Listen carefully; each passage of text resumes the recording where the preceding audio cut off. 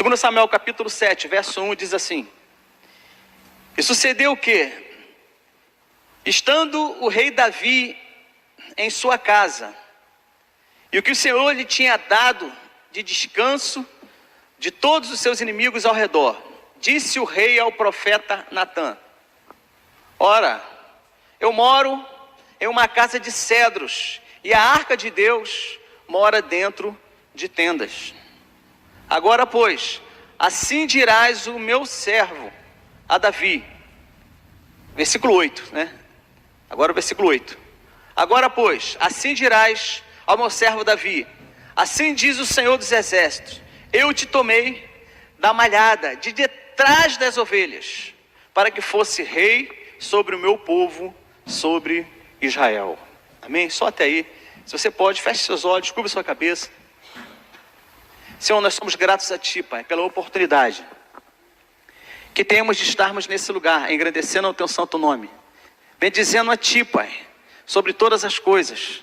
Somos gratos, somos extraordinariamente gratos, ó Pai, pela oportunidade e por sabermos que Tu estás conosco, que a Tua presença é abundante, que jamais estaremos sozinhos, ó Pai. E assim como Tu foste sobre a vida de Davi, que possamos a cada dia vivermos segundo a Tua palavra, caminharmos segundo o Teu processo, sermos, ó Deus, trabalhado em nosso interior, para entendermos, Senhor, que a Tua presença deve preceder qualquer coisa em nossa vida, Pai. Por isso, fala aos nossos corações, acalmamos, Senhor, a nossa vida, o nosso coração, dos temores, dos medos, de tudo aquilo que nos aflige. Paramos, ó Deus, e nos assentamos aos Teus pés e pedimos a Ti, fala ao nosso coração, em nome de Jesus, amém. Querido, como o pastor Gilmar já enfatizou, estamos, né, enfatizando aí o livro esse mês, livro de 2 Samuel, né, e esse versículo é um versículo, esse capítulo, né, é um capítulo interessante, porque há um despertar diferente ali na vida de Davi. Ele acorda um belo dia no seu palácio, totalmente ornamentado, né, algo que era assim de uma forma assim extraordinária, o local onde ele morava. E ele construiu aquilo ali, né, como uma fortaleza, como algo alto que dava para ver a cidade toda, dava para ver a região toda. E um belo dia ele se desperta, ou melhor, ele é despertado por Deus. E ele olha, eu fico imaginando algo assim, entra assim na sua mente essa história, ou melhor, entra nesse personagem.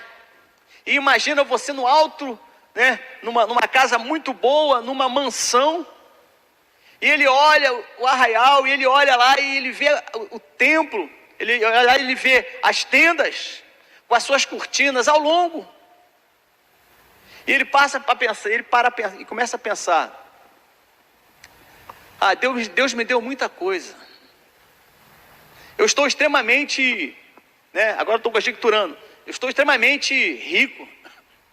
O texto diz lá no versículo 1, que os inimigos de Davi já tinham sido, todas as regiões que Deus tinha proposto para Israel conquistar, ele já tinha conquistado.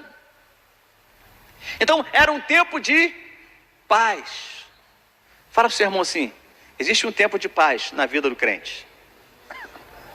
Não, fala com força, fala assim: existe um tempo de paz.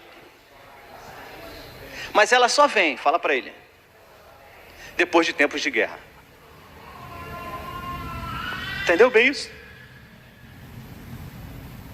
Davi, ele planeja fazer algo que jamais alguém tinha feito, jamais tinha acontecido na mente de alguém que o antecedeu, construir algo tão extraordinário, fazer algo tão grande que seria um templo onde Deus pudesse ser adorado. Não seria algo mais como um objeto desmontável, né? Uma barraca que desmontava aqui, que montava ali, né? Que estragava ali, puxa aqui, estica aqui. Não, agora tem uma lona. Não, mas essa lona já está tanto tempo aqui, está desgastada, troca. Agora não, agora ele é despertado por Deus para construir esse grande templo. Uma construção que você vai ver, lendo o texto da Bíblia, que é algo assim indescritível, é algo assim extraordinário. É algo que não tinha passado na mente de um homem Como poderia aquilo ser construído? Apesar de ele fazer todo o planejamento, chamar ali, né, os seus engenheiros da época, os arquitetos da época, e fazer todo o planejamento daquela construção, não foi ele que fez aquela construção, foi o seu filho. Mas quando o seu filho, Salomão, foi fazer a construção, já estava tudo planejado. Já estava tudo organizado. Então só dependia de recursos, e ele tinha recursos. Não tinha mais invasões, não tinha mais guerra. Então, em outras palavras, era um período muito tranquilo na vida de Davi. E ele, nesse diálogo com o profeta Natã, que foi uma pessoa que Deus colocou ao lado dele, para que ele consultasse a Deus através desse profeta, ele chama Natã e tem esse diálogo como você leu, como nós lemos no texto, explicando, né? Olha, eu não estou confortável de estar com toda essa regalia aqui, né? E Deus se fazer presente dentro do templo, olha, dentro da tenda, que é algo pequeno diante do Deus que tudo me deu. Lembra que nós estamos lembrando dessa história, entendendo que Deus fazia presente, Deus visitava o povo, diferente do que você recebe aqui hoje, quando você ouve uma palavra e Deus te visita, diferente quando na sua casa você lê a Bíblia, diferente para você que está online, que Deus pode te visitar aí, naquela dispensação daquela época, não era assim. As pessoas tinham que ir até, né, a tenda, as pessoas iam até lá fazer os seus sacrifícios pelos seus pecados, as pessoas iam até lá para fazer as suas ofertas pelos pecados de culpa e etc. Então agora Deus planejava isso, e Deus fala no versículo 8, né, que retrata isso. Deus retrata no versículo 8, você vai lendo ali, quando chega no versículo 8 você entende que Deus faz uma retratação ali a Davi pelo profeta Natã, falando sobre o histórico de Davi e dos seus ancestrais, do povo da onde ele veio. Ou seja, eles não teriam chegado até aquela posição se Deus não tivesse dado direção para eles em tudo. Diga para o seu irmão assim: é sempre bom sermos lembrados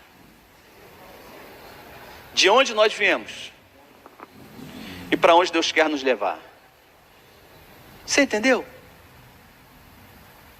Quando houver uma ansiedade no seu coração por algo que Deus ainda não respondeu, quando você quer alguma coisa assim extraordinária, quer fazer alguma coisa e parece que Deus não está respondendo, ou as coisas estão dando errada, para um pouquinho, né? Se você não consegue, procura o seu líder, procura o pastor da igreja, procura a pastora, e começa: pastor, eu estou aqui orando por isso, fazendo essa campanha, mas não está acontecendo nada, não está mudando nada. Eles terão uma palavra para você. E como eu costumava fazer também com algumas pessoas, e quando a pessoa ela vinha muito exaltada, não comigo, né? Porque parece que nós somos o chefe do sindicato do céu, né? Se deu errado, então vamos cajadar o pastor. Parece que é algo assim. Eu deixava a pessoa falar: não, mas é isso, porque eu não quero saber mais, porque eu vou chutar o barulho, fazer e acontecer, e tá, papá. É sempre bom lembrar de onde você veio, né? Tem uma pessoa aqui, uma pessoa interessante, testemunho bem rápido, uma pessoa interessante. Ela chegou na igreja, e o perfil dela era esse que eu vou te falar. Não fique com nojo, ou talvez o seu perfil tenha sido até pior. Essa pessoa chegou e a sua esposa já frequentava a igreja. E esse homem, não. Seu marido, não. O casal já estava separado. Mas um belo dia, eu como aquele irmão lá na porta, lá, ó, de obreiro, diácono, chega aquela pessoa, e a pessoa estava embriagada, assim, aquele cheiro, né? Porque a pessoa que bebe demais, parece que transpira álcool, né? Então ela estava mal cheirosa, assim, embriagada, mas falava coisa por coisa. E ela estava urinada. E chegou bem no portão da igreja e falou: eu quero entrar, que eu quero aí, minha mulher está aí dentro. Aí eu levei ele para um canto, deixei ele entrar no portão, fomos até um canto. Eu fui conversar com ele e falar: olha, eu acho que não vai ser bom para você, para ela e para você. Ele contou um pouco da história deles assim, meio que desabafando. Aí eu falei: ela te vê assim, olha como é que você está. Está muito assim, notório que, né, você fez xixi na calça. Né, você está fedendo a xixi, você está... Aí fui explicando para ele. E ele inclusive não tinha dente, era assim, imagina uma figura assim. Aí parece que, né, algo dentro dele assim, aí ele falou assim: não, então eu vou trocar de roupa. Aí ele saiu, disse que ia trocar de roupa, mas ele não voltou mais. Quando foi no domingo seguinte, ele voltou de roupa trocada. Estava bêbado ainda, mas não tinha feito xixi na calça. Aí entrou, sentou lá atrás, e quando a mulher lá na frente, que já servia na igreja, olhou para ele, assim: o que está fazendo aqui? Resumindo, Deus estava iniciando o processo, conversando sobre aqueles homens, daquele homem. E ele foi permanecendo, Deus foi trabalhando na vida dele. Chegou um belo dia em que tínhamos um almoço na igreja. Deus restituiu para aquele homem um trabalho. Ele foi promovido no seu trabalho. Ele deixou de beber. Ele se tornou obreiro da igreja. Deus restituiu o casamento dele. Mas um belo dia nós conversando, né? Ele foi pagar um evento na igreja. Na época era muito comum pagar com cheque. Ele pega assim um talão de cheque, né? Na primeira folha de um talão de 10 folhas ali, né? Ele abre assim, bem na minha frente assim, eu estava recebendo dos irmãos assim. Ele abre assim, e ele fala assim: aí diácono, aí ó, pô, agora eu tenho cheque. Eu falei: poxa, que legal, fulano, nunca tive cheque, me ensina aqui como é que faz. Eu falei assim: ó, você tem que botar aqui o valor, assinar aqui. Aí ele: não, escreve para mim, porque ele era semi-analfabeto. E aí, ó, agora, ó, tá escrito assim, tá vendo? Tá, agora você tem que assinar aqui igual a sua identidade. Você nunca fez cheque? Não, é a primeira vez. Pô, quem te viu, agora você tem até cheque. Passou-se mais um tempo, e aí numa conversa com ele assim, ele veio reclamar de várias coisas, né? Da igreja, dos pastores, dos obreiros, dos líderes. E aí tem coisa, gente, que é bem verdade, não é? Tem coisa que realmente acontece. E aí eu não tinha uma palavra para dizer para ele: olha, para de falar do seu líder, para. Não tinha algo assim na hora. Sabe que quando a pessoa te pega assim, meio que no corredor, né? Ah, eu quero falar contigo. Ah, não, beleza e tal. Aí chega, eu falo contigo rapidinho, chega aqui. E descarrega em cima de você um caminhão de 9 metros cúbicos de pedra. Você fica assim, ó. Aí eu lembrei, o que eu poderia falar para ele? Eu falei: você lembra quando você chegou aqui? Você lembra que junto com você chegou, veio, né, numa linguajar assim mais carioca, né? Você chegou aqui puxando umas cachorrinhas. Sabe o que é? Sabe aquele bêbado que com ele vai um monte de cachorro atrás, que lambe a boca dele? Uma coisa assim nojenta, né? Muito fedorento. Aí eu fui lembrando para ele o quadro que ele tinha daquela época. E eu fui lembrando para ele o histórico dele. Fui dizendo: olha, você passou por isso, passou por aquilo outro. Agora você já botou os dentes, porque um belo dia ele chegou na igreja: ei, irmão, tranquilo? Aí eu falei: tranquilo, pô. A paz. Aí, tá nada diferente de mim não? Aí eu olhei assim de cima e embaixo. Eu falei assim: pô, não sei se eu falo que tá magro, né? É porque o homem pode falar qualquer coisa. Para a mulher você tem que ter muito cuidado, né? Não, posso dizer que tá magro, tá, não sei o quê. Cabelo tá assim, tá assado, pode ser que ele não goste. Mas homem, tu olha assim: pô, não sei, tu tá mais gordo, parece que tá barrigudo. Não, tu tá careca. Não, pô, que nada. Então, o que é então? Pô, olha direito.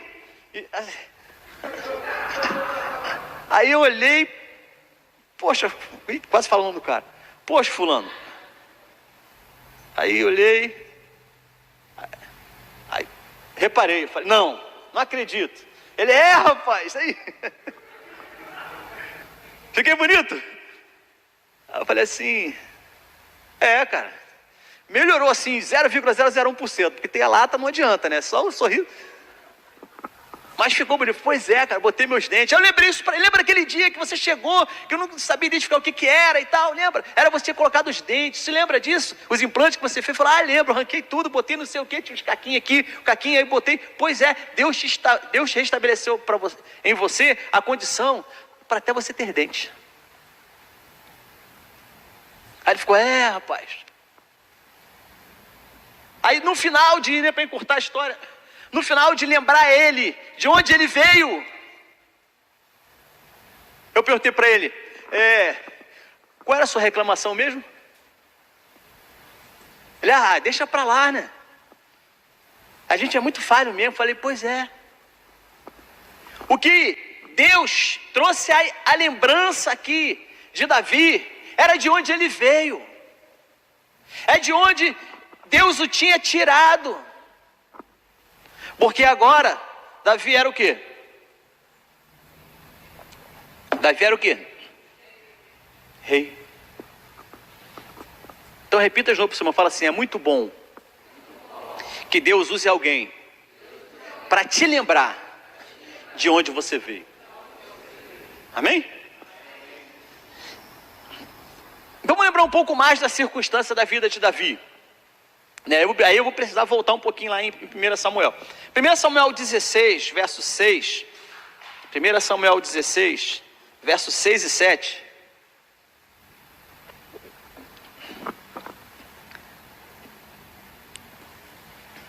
Samuel 16, versos 6 e 7. Diz assim: E sucedeu que, entrando eles, viu a Eliabe e disse: certamente está perante o Senhor o seu ungido. Porém o Senhor disse a Samuel: não atentes para a sua aparência, nem para a sua altura, nem para a sua estatura, porque eu o tenho rejeitado. Porque o Senhor não vê como o homem vê, pois o homem vê o que está diante dos olhos. Completa para mim. Porém o Senhor olha para o coração. Você já passou por algum processo seletivo? Processo seletivo? Sim ou não? Quando já passaram o processo seletivo aqui? Alguma vez na vida? Né? Quem é casado? Ou quem já foi casado, né? Você passou no processo seletivo no casamento. Sim ou não? Seu marido escolheu, não é? A sua mulher te escolheu. E desse processo você passou. Quem já é casado, né? Agora, não é muito ruim quando você faz uma prova? Eu vivi essa experiência. Há muitos anos atrás, exatamente em 1988. Olha como é que isso ficou marcado, né? Tem umas feridas na gente assim que a gente, né? Não dói mais, mas a gente lembra. Eu fiz um processo seletivo para entrar para o serviço, né, militar. E eu me preparei fisicamente. Na prova de escolaridade eu arrebentei. O cara falou: não, você vai ter que fazer 3 barras. Eu fazia 30. Você vai ter que fazer no mínimo 20, 24, 25 abdominais. Eu falei assim, comecei a treinar em casa abdominal. Nadar, tinha que nadar 25 metros. Eu falei, isso aí, meu irmão, quem não conhece esse cara aí, e nadar para lá e para cá, para lá e para cá. Eu falei, isso aí é tranquilo. Eu estava no processo seletivo.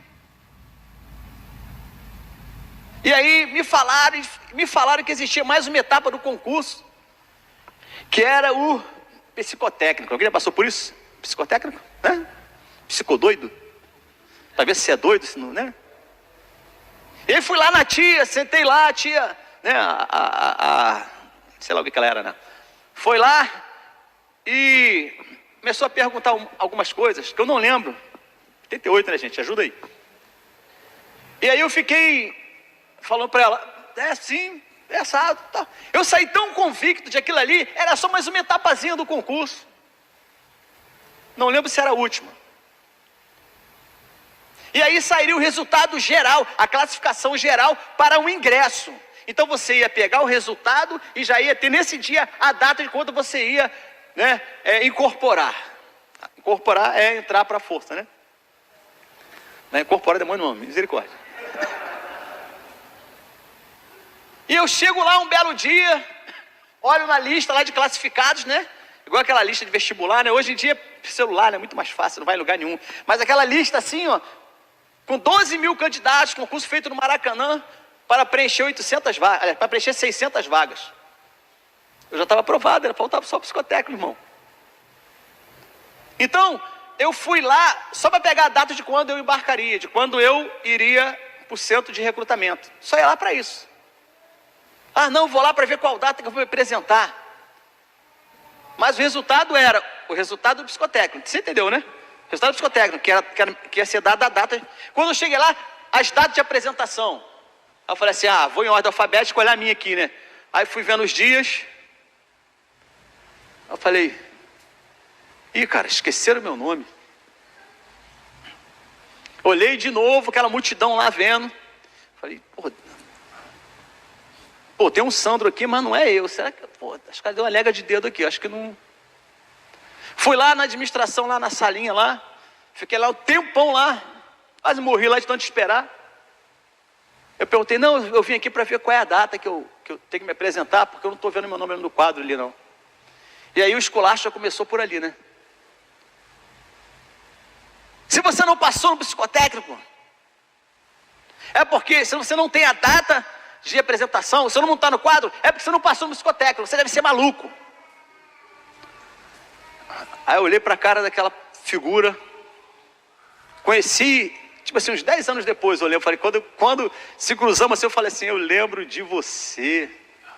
Dia 4 de julho de 1988, até a data eu lembrei, né? 4 de julho de 1988, 4 de julho porque é independente dos Estados Unidos. 4 de julho de 1988, eu lembro, quando eu estava lá na fila, no centro de recrutamento, no portão 7º, no 7º portão, do primeiro distrito naval do Rio de Janeiro, você me esculachou. Aí, ao responder isso, ele falou assim, o que você quer mais? Eu falei assim, não, eu queria ver, o que eu faço agora? Faz prova de novo. E quando tiver o psicotécnico, não dá uma de doido, responde coisas diferentes. Vamos ver se você é aprovado de novo. E pode sair. Aí eu saí assim, aí fiquei igual assim, uma mula manca assim, para lá e para cá, sem saber o que eu ia fazer. Aí eu voltei em um guichê onde estava escrito assim, ó, inscrição. Aí eu voltei lá, perguntei a uma pessoa lá sentada, quando é que começa a inscrição de novo? Aí ele me deu a data, eu fiz a inscrição de novo e passei por todo esse tormento de novo. Mas chegando no psicotécnico, eu fui aprovado e eu entrei. Mas, através desse exemplo que eu estou te falando, passar por processos seletivos, passar por uma seleção, é algo que nós fazemos constantemente. É algo que você precisa entender, que nós precisamos a cada dia saber fazer as escolhas certas. Casamentos às vezes dão errado, porque você fez a escolha errada. Não agiu conforme Deus queria, agiu conforme algo humano, uma coisa muito natural, não buscou de Deus uma direção. Talvez pela sua criação, pelo seu processo, mas nessa história aqui, que nós acabamos de ler, deu ruim.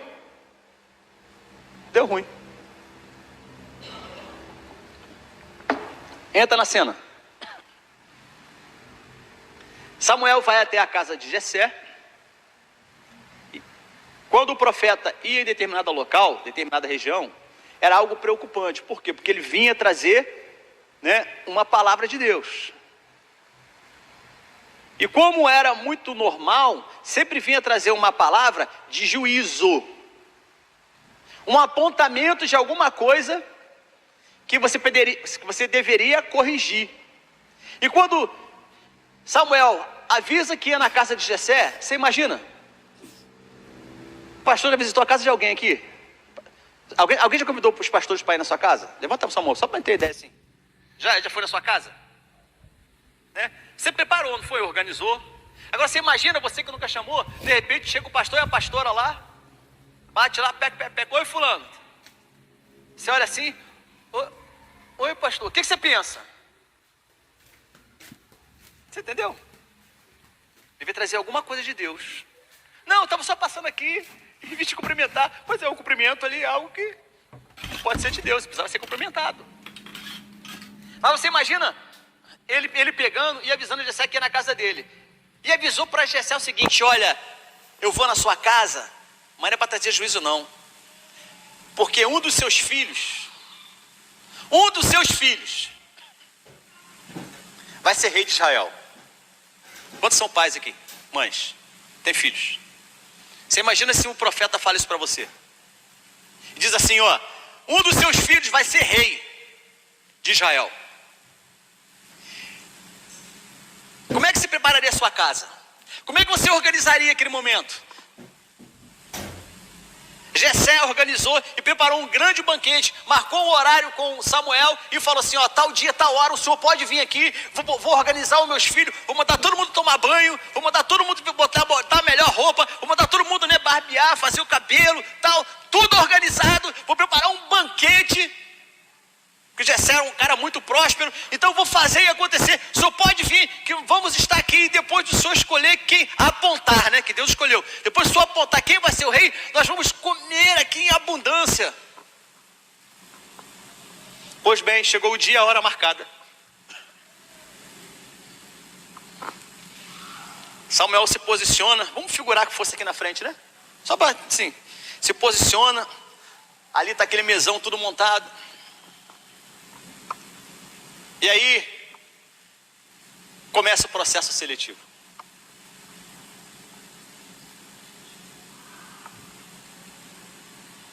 Jessé vira para Samuel, faz conta que está aqui embaixo, né? Samuel, só vai, como é que a gente faz? Ele falou, vai chamando um por um. E quando ele posicionado, ele chama Eliabe. Vai lá, fala, vai lá. Esse era o cara que seria o rei. Sabe por quê? Sabe aquela postura de rei? Tem gente que não tem cara de rei, né, gente? Fala pro seu irmão assim, ó. Tem gente. Fala assim, ó. Tem gente que não tem cara de rei. Lembra? Não ter cara de rei, nesse sentido, significa não sabe reinar. Não sabe ter autoridade. Você entendeu bem isso? Não era só no aspecto físico. Apesar de que Eliabe tinha aspecto físico, né? Para ser rei. E aí quando ele passa, Jessé, Samuel, para cumprir a sua missão, ele olha e fala assim, aprovado na primeira, não é? Era o filho mais velho, o primogênito, era o cara que seria o sucessor, o herdeiro de tudo aquilo que Jessé já tinha, era o mais velho, começou nessa ordem, era para ser nessa ordem, passa Eliabe. Samuel no seu coração pensa assim, olha só, esse cara tem fisionomia de rei, esse cara tem jeito de que ele vai olhar assim, ó, tem autoridade, não é? Lembra que essa fisionomia não é só de carcaça, é de interior, sim ou não? Você já tomou uma dura na rua de um PM assim, bem baixinho? Já tomou um sacode? Parou teu carro, você gosta aí, meu irmão? Tá, eu já tomei. Aí eu olhei assim e falei, abre a perna aí. Aí o cara não consegue nem, a perna dele faz assim, ó. Aí tu abre assim, a perna dele não vai assim nas duas, assim não. O cara é muito pequeno.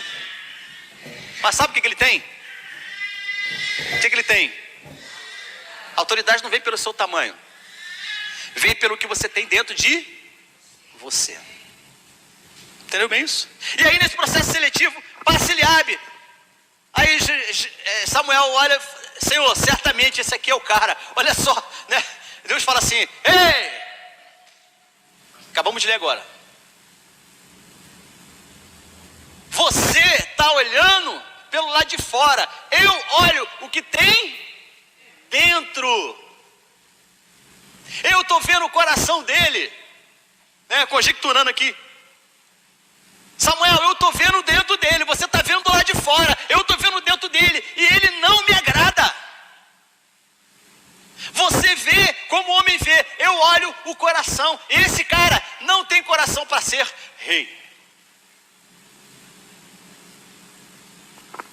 Passa Eliabe. Se fosse esse que foi reprovado no processo seletivo, como é que você faria? Passa. Vai para lá. Agora, entra naquele personagem lá. Olha pro resto dos irmãos, fala assim: pô, se eu que sou o cara que ainda tenho jeitão aqui para reinar, pô, não sou o cara, pô, quem vai ser? Não acredito. Não acredito que um desses vai me mandar.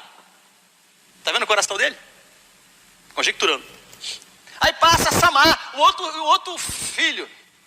Aí quando passa, Deus fala o quê? Aí agora Samuel tem que cumprir a missão dele. Jessé entende que vai ser um dos seus filhos, está alegre, que seja qualquer um, mas ele passa e Deus faz assim, ó, também não é esse.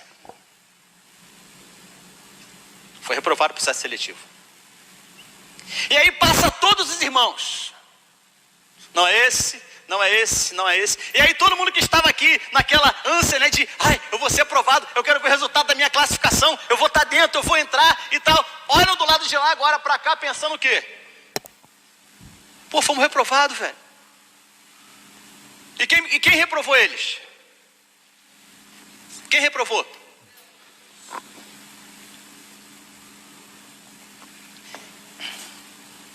Quem olhou o coração deles? Sabe por que muitas das coisas na sua vida, você está anos e anos e anos e anos e anos e anos, e parece que não se resolve? O problema pode estar, sabe em quê? É que você está olhando as coisas da forma muito natural, da forma muito superficial. Talvez a aprovação não veio ainda, porque você está vivendo um evangelho de superficialidade, de básico. Você entendeu? Quando o louvor fala, quero ir mais fundo, lembra desse louvor? Lembra disso? Quando a Bíblia te chama para você conhecer e prosseguir em conhecer, você entrou em um processo de conhecer que não acaba mais. Mas muitas das vezes você se limita ao conhecimento básico. Não, é só isso aí mesmo, pastor. Quero viver só isso daí. Não, tá bom. Quer revisão de vida? Não, eu vou na igreja domingo de vez em quando. Tá bom aí. Não, mas a gente precisa de alguém para arrumar aqui e tal. Não, pastor, isso aí... Eu já trabalhei com isso, mas agora... Você entendeu? Porque Deus está olhando o seu coração. Pessoas vivem numa superficialidade com Deus. Ela conheceu a Deus, mas ela não prossegue em conhecer, ela para a vida dela. Quantos já foram para a revisão de vida, começou os estudos vencedores e parou? Tá bom. Estou satisfeito só com isso daí. Só domingo na igreja tá bom, pastor. Não, mas tem terça. Ah, pastor, terça é demais. Não, mas vai ter um evento assim. Ah, não, mas tem que pagar. Você entendeu?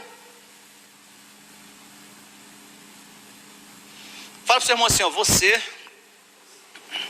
é um mordomo. Tudo que você tem, 100% do que você ganha, é de Deus. Você entendeu? Quando você fala assim, eu tenho que dizimar, vem aqui, ó, eu quero por base, que é bom que eu não conheço quase ninguém aqui, então fica melhor ainda. 2, 4, 6, 7 envelopes. Olha quanto nós somos. Só para você ter um exemplo. Então a preocupação que você tem que ter é, Senhor, eu preciso prosseguir em conhecer. Eu não vou na sua casa de mãos vazias. Sabe por quê? Porque tudo que eu tenho te pertence. Não é assim, eu vou trabalhar, vou pegar 10%, vou dar para a igreja, os outros 90% eu faço o que eu quero. Não, querido, você é um mordomo. Os 90% que você tem que ter muita cautela no que você vai usar. Sabe por quê? Porque tudo que você tem pertence a Deus. Não é os 90% que você faz o que você quer. É Deus que permite que você fique com os 90%. Porque 100% do que você tem, do que você é, pertence a Ele, não é assim? Não vivo mais eu, mas quem vive em mim? Quem? Então tudo que você tem pertence a Ele. Essa roupa que você está usando aí, não é? O dinheiro que você tem, tudo pertence a Ele. Ou vai ter gaveta no teu caixão e vai botar lá, não, vou levar comigo. Vou botar aqui dentro. Pastor, quando eu vou fazer o funeral, o senhor confere lá se todas as minhas riquezas estão lá dentro. Irmão, na primeira noite que você passar lá, o coveiro vai arrombar tudo e vai tirar o anel de ouro que você deixou lá. Vai tirar o brinco de ouro que você foi bonito, né? Fica todo lá. Vamos seguir aqui na palavra, dentro do conteúdo.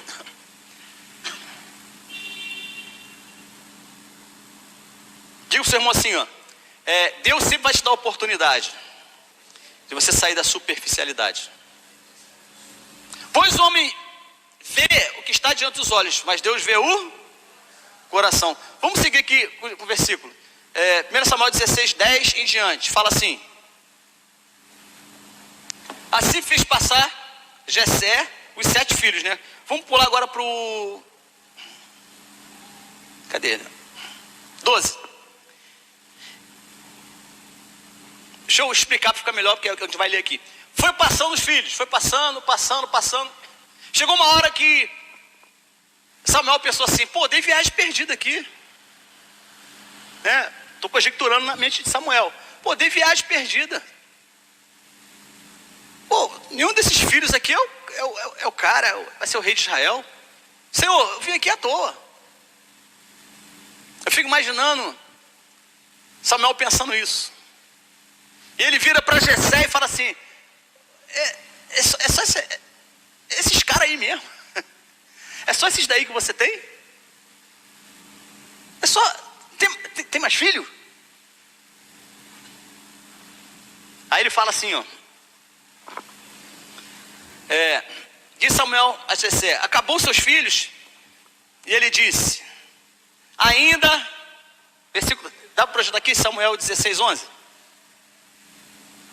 16, 11.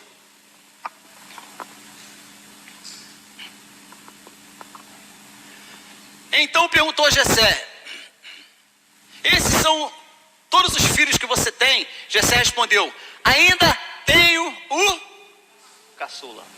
Está vendo? Na sua versão aí está assim, ó: ainda tenho o menor. Eu gosto dessa versão. Mas ele está fazendo o quê? O menor está fazendo o quê? O menor está fazendo o quê? O menor está fazendo o quê? Cuidando de ovelhas. Por que Jessé não mandou que esse filho tivesse vindo junto com os outros? Para pensar um pouquinho. Todos os filhos estavam ali, mas nesse diálogo aqui, ele pergunta para Jessé: não tem mais filho não? Falou: não, eu tenho um menor, caçulinha, o insignificante lá, nem trouxe ele para cá, porque aquele ele para ser rei não dá não, velho. É muito baixinho, se bota ele do lado de Eliabe, pô, o cara é desse tamanho, Jessé, ainda é ruivo, baixinho, tem até uma boa aparência, mas se você não leu ainda sobre isso, não era muito normal ter aquele perfil assim, ruivo, baixinho, cabelo meio vermelhado. Era muito anormal ter aquele perfil ali, numa época onde os homens de guerra, os homens de Israel, eram homens mais fortes, cabeludos. A gente sempre vê filme assim, né? Pessoal mais cor de pele mais morena, mais forte, assim por causa do sol, mais cabeludo, com barba, tudo que tem um significado. Agora, não tem como ser ele não, velho. Samuel. Aí o texto vai dizendo mais para frente ali: olha, faz o seguinte. Samuel falando: chame ele lá. Nós não vamos almoçar, nós não vamos para a mesa de banquete, enquanto eu não tiver certeza de que não é esse menino, não é esse menor. Olhe para cá, preste bem atenção no que eu vou te falar. Jessé não chamou Davi para estar junto dos seus irmãos. Por quê? Por que você acha? Por quê? Por que seria? Bota essa pergunta dentro do seu coração. Por que seria? Se ele também era um filho. Por que muitas das vezes você não é selecionado em um concurso? Por que muitas das vezes você não passa em determinados processos? Por quê? Nesse exemplo aqui, que ele está falando, ele faz o seguinte, lendo agora o coração de Jessé. Jessé não via nenhum potencial na vida de Davi que o faria ser rei. Vou repetir, Jessé não via nenhum potencial, nos outros sim, concorda comigo? Nos outros sim, mas em Davi, não. Impossível que ele vinha ser rei. Não vou nem botar ele no processo seletivo, vou deixar ele lá no fundo da fazenda, lá longe, cuidando das ovelhas. O pai dele não via potencial nele para que ele fosse rei. Ó, preste atenção aqui. Muitas pessoas, talvez na sua casa, seu pai, sua mãe, em ambiente de trabalho, alguns chefes, ou em alguns concursos que você não foi aprovado, ou seu marido, ou sua esposa, talvez, alguém tenha olhado para você e ter dito assim, ó, vale nada não, pastor, aí, burrão, aí pastor, vai não, esse cara aqui, esse aqui, não pastor, o senhor não conhece esse aqui? Esse aí, nem a roupa de cama dele sabe, né? O travesseiro está lá, ó, podridão só. Se não mandar escovar o dente, vai esse daqui ser rei, esse daqui ser o próspero, esse aqui ser o que vai comandar todo Israel. Talvez pessoas tenham chegado para você durante a sua vida e tenham te menosprezado, tenham te colocado à parte, tenha dito para você assim, ó, vai dar em nada, esse aí. Talvez o seu patrão, talvez alguém que tenha te colocado lá embaixo, e tenha dito assim, ó, esse daí não serve. Pois bem, a mesa estava posta, sim ou não? Não estava posta a mesa? Tinha lugar para Davi na mesa? Hã? Tinha? A Bíblia não fala, mas pensa. Se ele não tinha sido chamado para estar ali no processo seletivo, ali estaria a mesa do profeta, a mesa de Jessé, a mesa dos filhos, que um deles seria rei, mas não tinha um lugar específico para Davi. Davi estava fazendo o quê? Estava fazendo o quê? Aonde? Fala para o seu irmão assim, ó, lá no fundão. Sabe aquele aluno que senta lá no fundão? Quer ficar assim, não, me erra, me esquece. Entendeu? Era algo como se fosse isso. Só que Davi não tinha esse sentimento, né? Davi não tinha esse sentimento. Ele estava fazendo o quê? Cuidando. Mas não é só cuidando de ovelhas. Ele estava cuidando de um tipo de ovelha. Quem já leu sobre isso? Ele estava cuidando de um tipo de ovelha. Deixa eu explicar para você. Na cultura, né, vamos dizer assim, da negociação com a lã, né, você imagina o seguinte: se você tem a lã, você tem ali, né, o que a ovelha produz, e ela é totalmente branca, você pode usá-la como branco, e você pode tingir de várias cores, né? O branco não é mais fácil de tingir. Quem já tingiu roupa aí, comprou aquele tubinho, botou na água quente, jogou a calça jeans lá e esquenta aí, deixa ferver, meu irmão. Tirou a calça jeans novinha. Vai lavando e vai tirando de novo, né? Quem já fez isso? Eita ferro. Os mais novos não, os já novos. Então a lã é algo muito valioso. Lembra, nós estamos vivendo um período aqui de Israel, onde o comércio, né, entre trocas, entre venda de coisas naturais, de plantação, de animais, era o câmbio, né, o câmbio era a moeda da época de troca. Então era muito valioso você ter ovelhas, que as ovelhas tivessem a lã branquinha.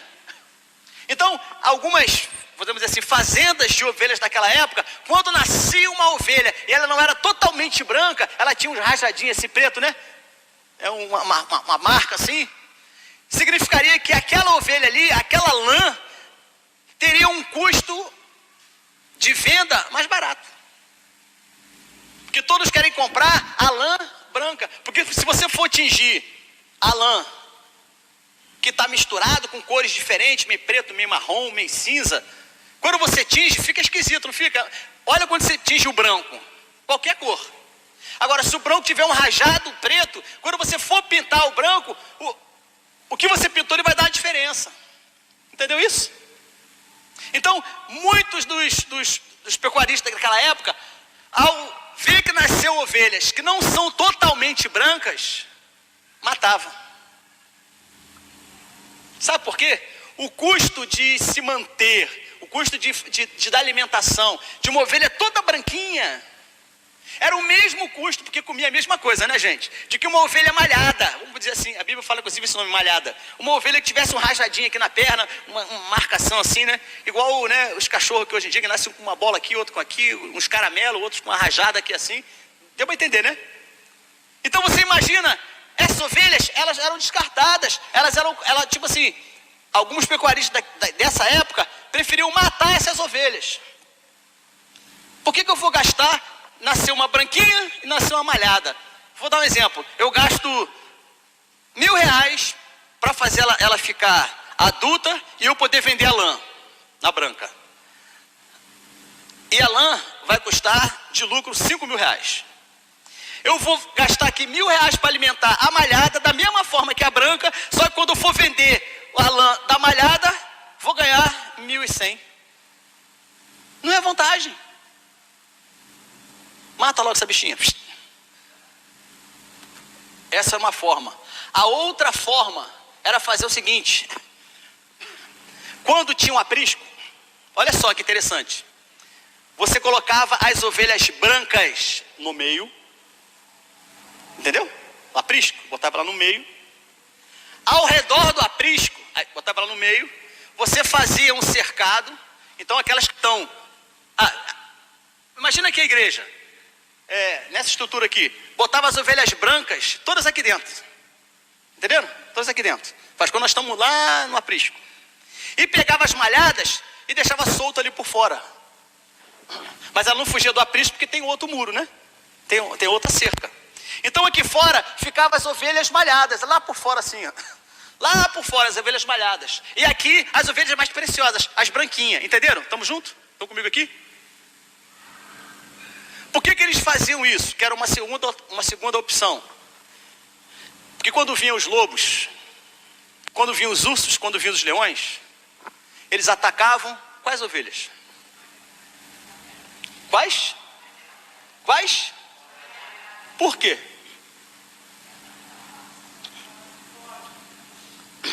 As malhadas estavam protegendo as brancas, sem saberem.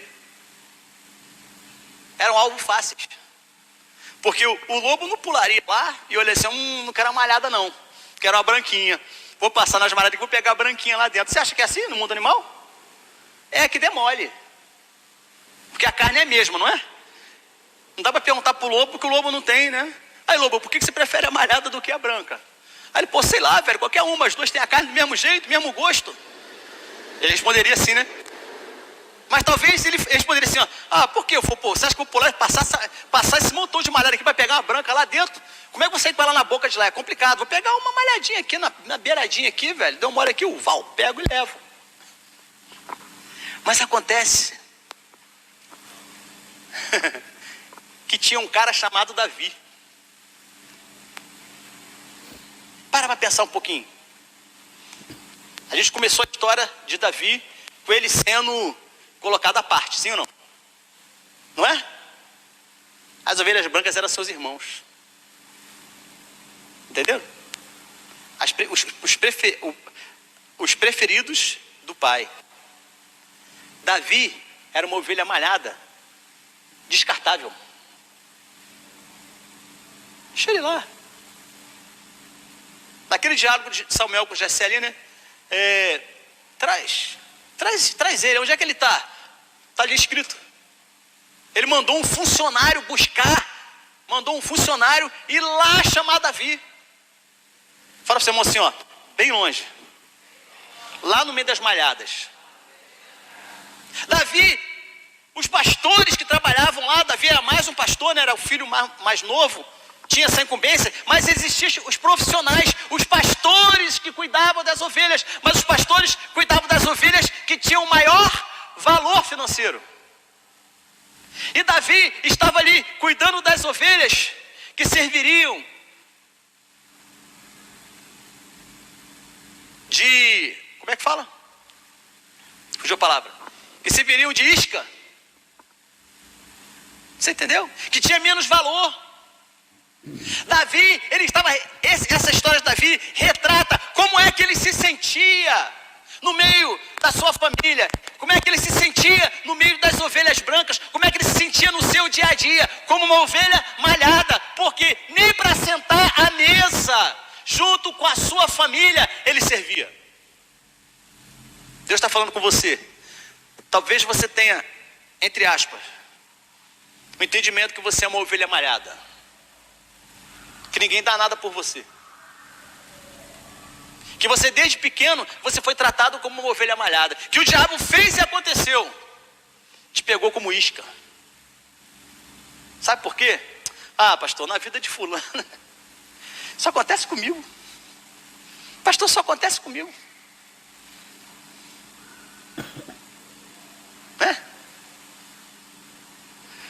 Um dia,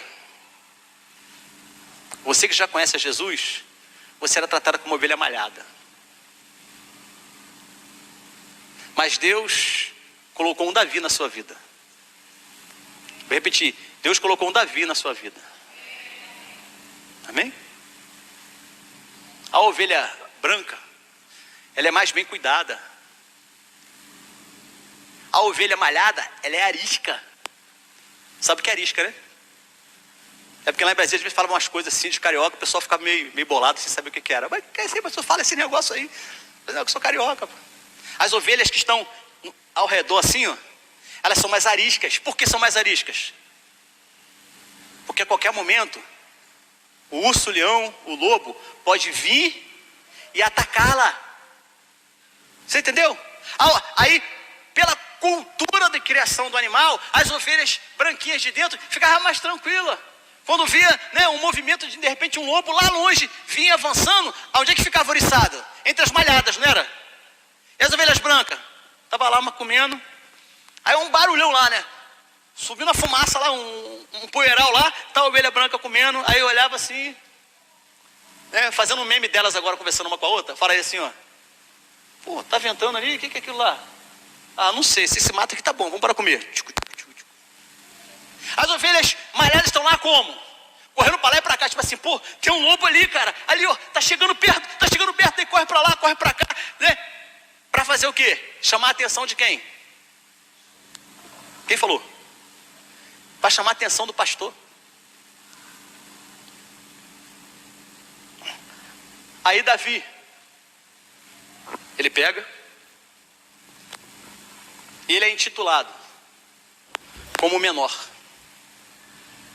O menor na casa dele.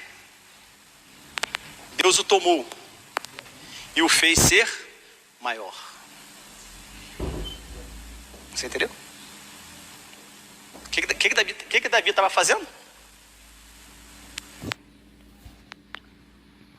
Hã? Deixa eu ver se minha versão aqui está assim.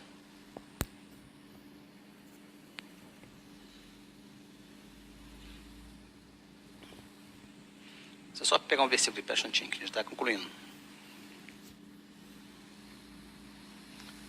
Tá aqui. 1 Samuel 16, 19. Projeta pra gente ali. A gente vai dar um salto assim. Em uma oportunidade para frente a gente fala sobre esse modelo que a gente deu um salto aqui. Diz assim: Saul, ele também era uma ovelha malhada, né? Menor da tribo e tal, mas ele sobressaiu daqui para cima. Aí Deus o tratou, mas ele não se redimiu. Chegou uma hora em que ele encapetava, né, ficava incomodado, perdia o sono, dormia, via coisas, ouvia coisas, né, próprio de quem participava de muita guerra. via muito sangue, via muita coisa acontecendo assim, e ele ficava às vezes, né, deprimido, angustiado, ansioso, e com o texto retrata dizendo que um demônio vinha visitá-lo. Então ele precisava de paz. Fala para o seu irmão, existe um tempo de paz, mas ele só vem depois da guerra.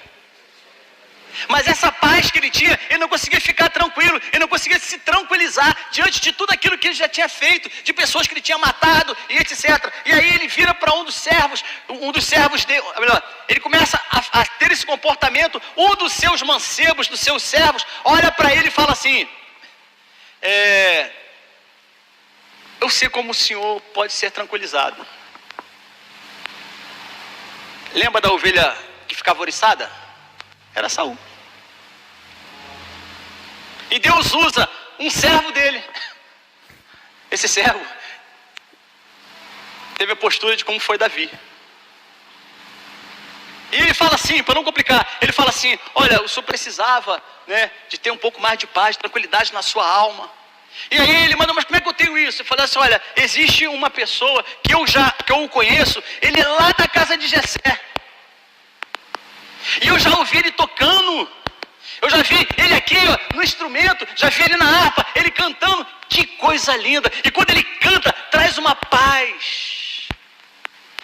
Fala para o seu irmão assim, ó, no meio da paz, você precisa entender que Deus vai te visitar quando você abrir o seu coração. A paz que não é paz de verdade, né, gente? A gente já está tranquilo, nós vamos sair daqui, pegar um avião, ir para um lugar zerado lá, que não tem problema nenhum, numa praia, né, afrodisíaca excelente e tal. Se você vai estar lá, ai, que bom aqui. Se dentro de você não tem paz. É Saul. E aí, ele vai lá e interessante seria, não dá tempo, a hora já está avançada, não vou falar sobre isso, mas só para pincelar algo assim. Esse servo, ele pega o currículo de Davi, ele traz as características de Davi, e ele diz para o rei Saul: olha, esse cara é lá da casa de Jessé. Davi já tinha sido ungido rei, e logo depois de acabar aquele almoço ali, ele foi voltar a cuidar de ovelhas. Ele não recebeu uma coroa ali, ele não foi curado naquele momento ali. Lembra desse episódio aqui, da mesa? Né? O que Samuel falou? Ó, nós não vamos comer enquanto não chegar Davi. Davi chegou. Quando Davi chegou, que Deus falou: esse é o rei. Não está escrito na Bíblia, mas o que você acha que aconteceu com aquela organização ali da comida? O que você acha que aconteceu? Eu fico imaginando o Jessé aqui pensando assim, ó: ele vai ser rei? Caraca, eu acho que é para... Samuel falou que a gente não ia comer enquanto ele chegasse. É melhor de botar ele na mesa. Sim ou não? Né? É melhor botar mais uma cadeira. Mas eu fico imaginando ele chamando serviçais. Aí, chega. Bota mais uma cadeira ali. Bota mais uma cadeira ali. Eu fico imaginando, estou conjecturando, tá? Só para você entender. Eu fico imaginando ele, você falando assim, ó: mas, para quem? Para o rei, cara, Davi aqui, ó. Foi ungido do rei ali, ó. Chifre de azeite, cheio de azeite, olha só ali. Ele vai comer com a gente. Ele vai comer com a gente aqui. Onde é que eu boto a cadeira? Imagina a mesa aqui, né? Imagina a mesa. Na cabeceira o profeta. Pela ordem sequencial, o profeta, o dono da casa e os filhos mais velhos, até chegar o último. Davi se sentaria onde? Aonde? Como filho de caçula, se sentaria aonde? Não, do jeito que a gente viu a história, nem na mesa estava sentando, né? Mas agora deram uma colher de chá, vamos botar ele na mesa. Você acha que ele sentou como rei, ungido? Ele sentou lá? Ou aqui antes do seu pai? No lugar de honra ou lugar de desonra? Você entendeu como é que Deus faz com você? Olha aqui o versículo, para a gente concluir. Saul, totalmente vivendo falta de paz no seu coração, foi apontado para Davi. E ele faz assim, ó. Então Saul mandou mensageiros a Jessé com a seguinte mensagem: me envia seu filho Davi, que faz o quê? Cuida das ovelhas. Essa aqui foi a característica que chamou a atenção de Saul. Porque Davi estava cuidando de ovelhas. Deixa eu te falar uma coisa. Quer ser visto por Deus? Tem algum líder de célula? Tem algum líder de célula aqui? Quer ser visto por Deus? Quer ser escolhido por Deus? Quer passar no processo seletivo? Cuida de ovelhas. Comece com a sua própria casa. Amém? É que o senhor não conhece como é que é lá em casa, pastor. O senhor não sabe como é que é na minha casa. Eu sou a ovelha malhada. Na linguagem nossa, eu sou a ovelha negra da família. O senhor não sabe quem eu sou. Ninguém me dá crédito. Começa a cuidar de vidas. Uma pessoa lá em Brasília, que era uma ovelha assim. Um belo dia, seus pais vieram visitar a igreja. E ao acabar o culto, foram perguntar: como é que é isso? Esse negócio aí que ele vai liderar? Como é que é isso? Eu falei: ele vai cuidar de outro, ele vai cuidar de vidas, ele vai cuidar de ovelhas. Aqui, ó, igual o Davi. Pergunta, desculpa a palavra. Não lava nem sua cueca. Não sabe fazer nada. A resposta foi: calma aí. Espera um pouco. Enquanto ele está cuidando de ovelhas, enquanto ele está cuidando de vidas, Deus vai enviar alguém para ungir a vida dele e fazer dele a pessoa mais próspera da sua casa. Eu não acredito. Esse aí? Falei: é. Foi assim com Davi. E pode ser assim com você. Pode ser com você que está em casa nos assistindo.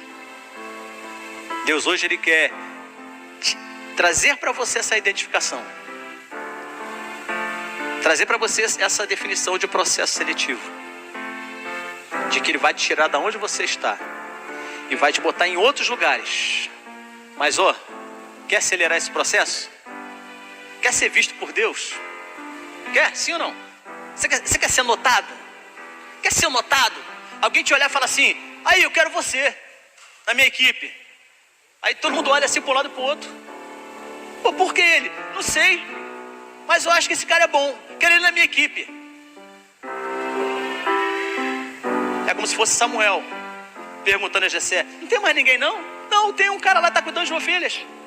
Isso foi visto por Deus porque você estava cuidando de ovelhas. Então cuide da sua casa.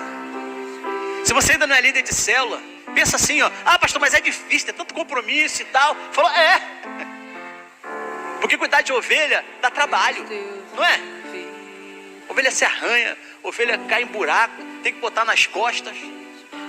Mas lembra das malhadas? Lembra? Ao redor da igreja das malhadas, eu falei o exemplo, lembra? Nenhuma delas eram devoradas mais. Sabe por quê? Davi falando para Saul: quando vem o urso e o leão, eu vou lá e tiro da boca deles as ovelhas que Deus botou no meu aprisco para que eu cuidasse. Mas não vale nada, Davi. É muito pouco. Não interessa, são minhas ovelhas. Não quero saber, são minhas ovelhas.